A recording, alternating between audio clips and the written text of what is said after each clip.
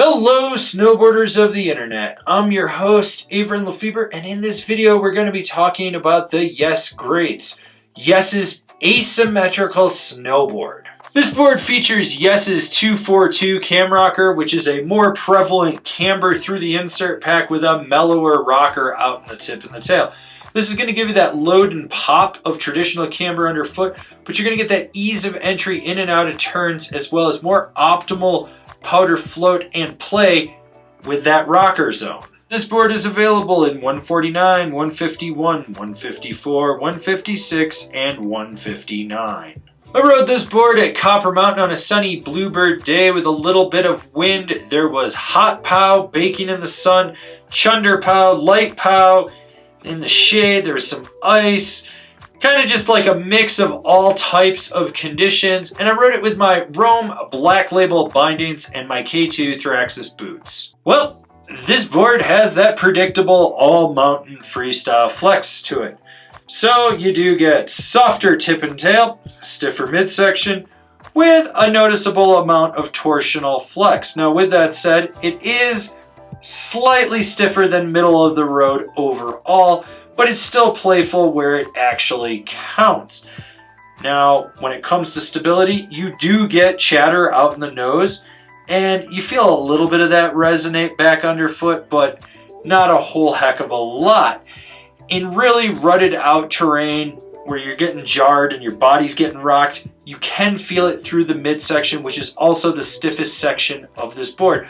Overall, this board's playful where you need it to be, but it's more powerful where you want it to be, and it's mostly stable. The camber profile on this board is relatively easy to load up, and it's highly reactive. So what that means is when you do load up that camber section, it's going to want to go back to its original shape, so it reacts like that. What's nice about this is that it does load up that rocker section in the tail, so you get a little bit of a springboard effect with it. This is a board that if you have a little bit of speed, you're going to be able to boost more than you thought. Now with jumps, I never really had any issue with this thing popping or not popping. And by that I mean, if I loaded it up, it would pop. If I didn't and wanted the lip to throw me, it would still do the exact same thing. Basically, this board kind of reminded me of like two versions ago of it with how it rode on jumps. It was just more predictable. You knew what you were getting with it. It was a lot more solid. It just felt like a better ride. It just felt more at home hitting jumps. And that doesn't matter if you're hitting small, medium, large. It's got you covered. It's got enough girth and stability that you can hit a bigger jump, but it's still forgiving enough to go hit smaller and medium-sized stuff, especially if you're just playing around in the dad park or something like Peace Park. If you're going to butter around on this board, you should know that you've got this rocker section in the nose and the tail with slightly softer flexing tips. This really does give you an optimal platform to play around with. So get your weight out over the nose or the tail and feel it lock in.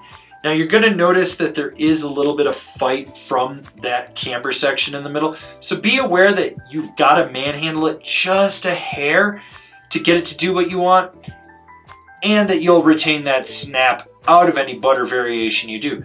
Now with that unique tip and tail shape, it can hook up if you're in like heavier mashed potato type snow. Just something to think about. I didn't have any issues with it. I'm just saying that it could, and sometimes it does. Now when it comes to jibbing, this board has the perfect blend of flex in my opinion to be reactive and responsive when you're jibbing, but not so much that you have to overpower it. So you want to get your weight out over the nose or the tail when you're doing a press, and you're going to flex into that, and you're going to feel it lock in, and there might be a little bit of fight from that camber section. It's not a lot. You don't really have to manhandle this board too much, and honestly, you really don't have to manhandle it at all. It's just going to be there to give you that spring out of the end of the feature. Now when you go sideways on a feature and you're trying to lock into a board slide, that camber caresses and slightly cradles around it. It doesn't clap out, but it feels locked in and secure, which is nice. And as I said, it's that perfect blend of flex that just lends itself to being okay to jib with. This board rails from edge to edge. You just notice that there's a little bit of power and it just grips so well.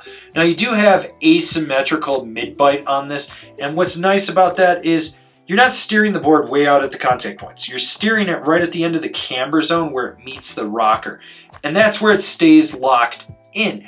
And when you drive this board, you can really center flex it and push it off the tail, and it will just give you that power, whether you're on your toe or your heel, to lay a trench. This is a board that it feels locked in. The side cut feels dialed. You notice that asymmetrical side cut. You notice how it reacts on the toe side and how it reacts on the heel side. It's one of those boards that as you're cutting on that heel side, you can really lay it over further than you thought. Now with that said, short, tight, quick carves, medium, mellow carves, or deep, hard Euro carves, this board will rip a turn for you. Who's this board for? The Asymmetrical All Mountain Freestyle Rider. The last time I rode this board, I was completely underwhelmed. Since then, I feel like they've tweaked the core profiling, which changed the flex, and they dialed that asymmetrical mid bite in. It just feels like a completely different board. It actually rides like 2 versions ago, in my opinion, which was the best version of this board, hands down. It was seriously the best version of it. What's nice about this board is you got the power where you want it, but you can be playful when you need to be. It's not a board you got to stay on top of, and it's just got that perfect blend of flex, camber profile, and side cut to make it a versatile all-mountain freestyle board. So if you're looking for an asymmetrical twin that can kind of do it all, you should be looking at the greats. Comparable boards: the Ride Bench Warmer, the Capita Assimilator, the GNU Rider's Choice C3. Binding recommendations: the Bent Metal Transfer, the K2 Formula, the Nitro Team. This has been my review of the Yes Greats. Do you agree? Do you disagree? Do you own one? Are you going to buy one? Leave me a comment down below. Let's have a conversation about this snowboard. If you're new here, remember to subscribe, click the bell, get those notifications. That way you're not missing any of the videos we got coming out for all you snowboarders of the internet. And if you really like what we're doing over here and you want to support us further, swing on over to Angry Snowboarder VIP and become a member. Sure, I could tell you more here, but I got a video over there that explains it so much better. As always, I've been your host, Avran LeFeber, and I'll see you in another video.